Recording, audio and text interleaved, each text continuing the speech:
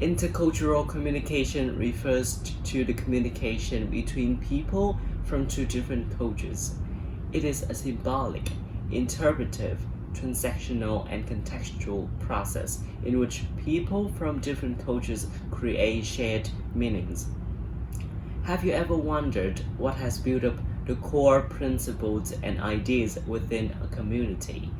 Well, the term cultural value represents those two, including customs, which are traditions and rituals, values, which are beliefs, and culture, which is all of a group's guiding values.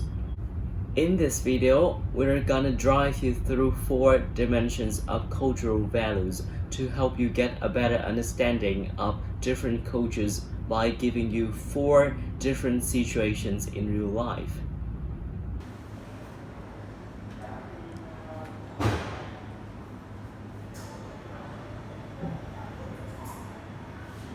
Hey, it's been a long time. Long time no see. How have you been lately? Oh, it's pretty boring.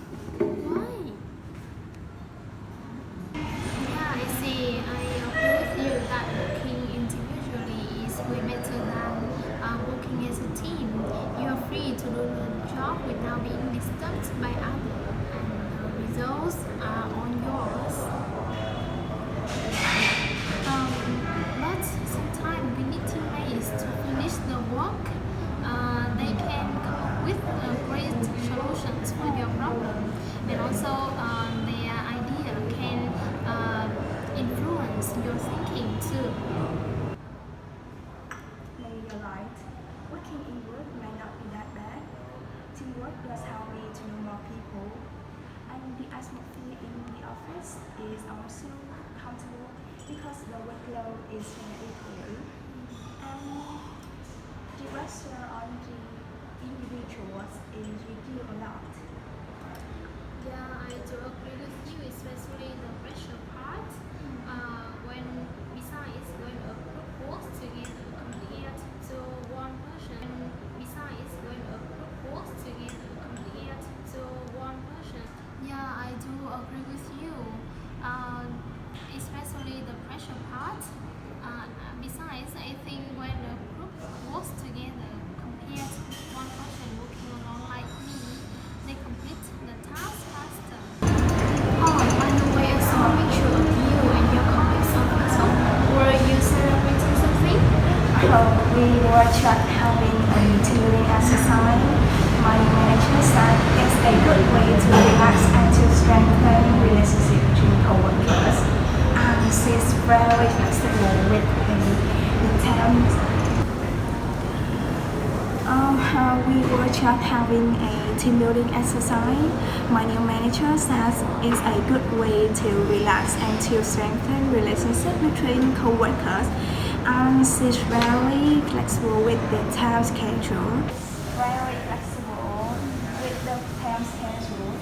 So it puts me at ease because I have in traffic literally every day. Yeah, now if you choose, my boss would have been mad if we weren't on time for work. He said that every second counts because the workloads are huge, and there's no time to fool around wearing white collar shirts in the office. The first situation has led us to 2 value tendencies, individualism and collectivism. We can see that A was inclined to individualism, which emphasizes the importance of freedom and moral worth of an individual, whereas B, an employee working for a collective company in South Korea, which focuses on group goals and in-group harmony, preferred to work alone rather than being a part of a group. Every culture is governed by these 2 value tendencies. A culture can be dominated by individualism or collectivism. However, it does not mean that a person living in such culture would automatically possess that dominant value tendency. B's manager, a woman, is pretty flexible with B's schedule instead of forcing her employees to work strictly from 9 to 5. Moreover, she organized team building exercises to strengthen relationships in the workplace, hence motivate them to work harder, cooperate and be supportive of one another.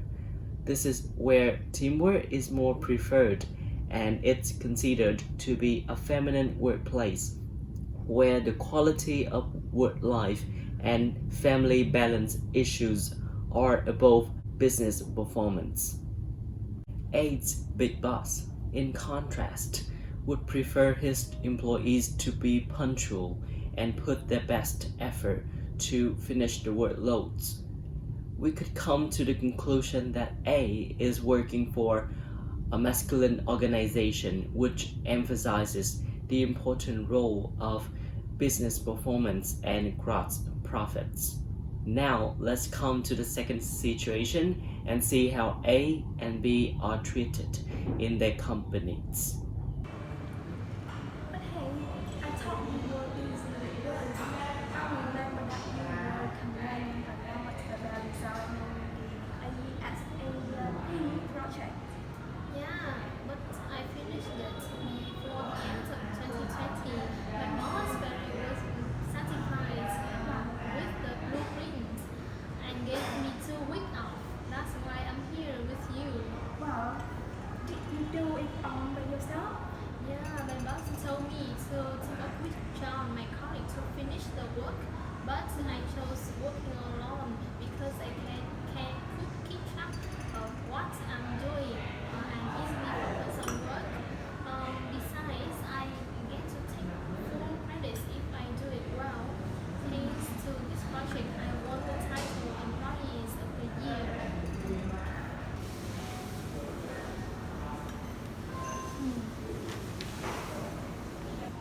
I thought you were busy with work. I remember that you were complaining a lot about designing the ASAP project. Did you do it all by yourself?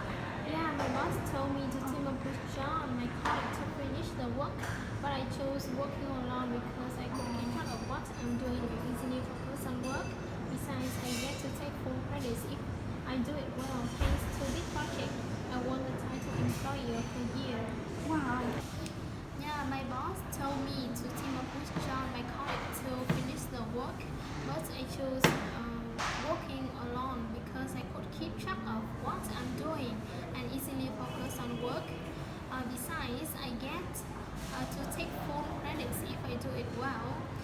Thanks to this project, I won the title Employees of the Year.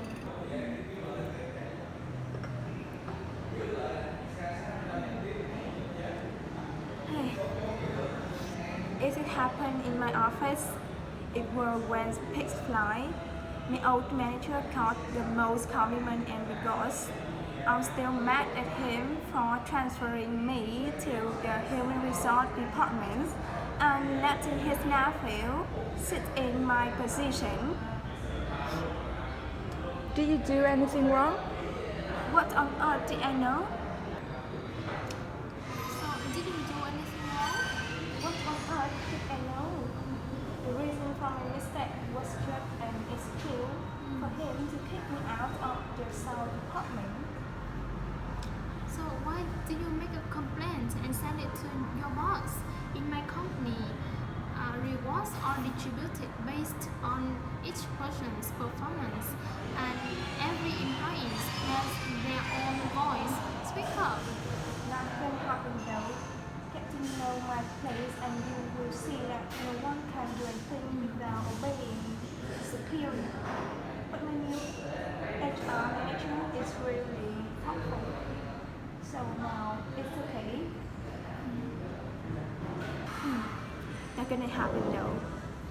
Got to my place and you will see that no one can do anything without obeying superior. But my new manager is so thoughtful. And it's okay. The second situation introduces small-large power distance value pattern. But first, let's look at the power distance or PD definition. PD is a value dimension that describes how people belonging to a specific culture view superior or subordinate relationships, including the people who adhere to the unequal power distribution. A is working for a company where small power distance is more preferred. Employees can seek equal rights in the company and get praised accordingly to their performances. Unlike A, large power distance is manifested in B's culture.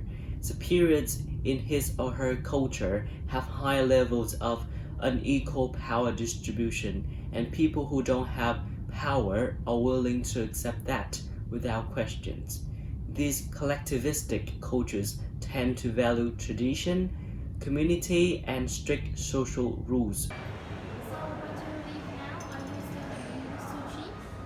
Yeah, we have been living together for 8 months, but sometimes she drives me crazy. What happened? 2 weeks ago, she began playing online games with her friends, and we were talking all night, even though it's already 2 a.m. Oh my god. I have been sleep deprived since then. So, did you talk to her about that? No, I can't. Oh, I think you just have to do it. She needs to know that her habit annoys you. Try to be nice and talk to her. She just isn't fully aware of it. If I were you, I would tell her to stop it. There's no way to solve the problem if you don't speak out your feeling with your roommate. Uncertainty avoidance refers to the extent to which members of a culture do not mind conflicts and uncertain situations, and the extent to which they try to avoid those uncertain situations. The conversation reviews Beat's life with her roommate.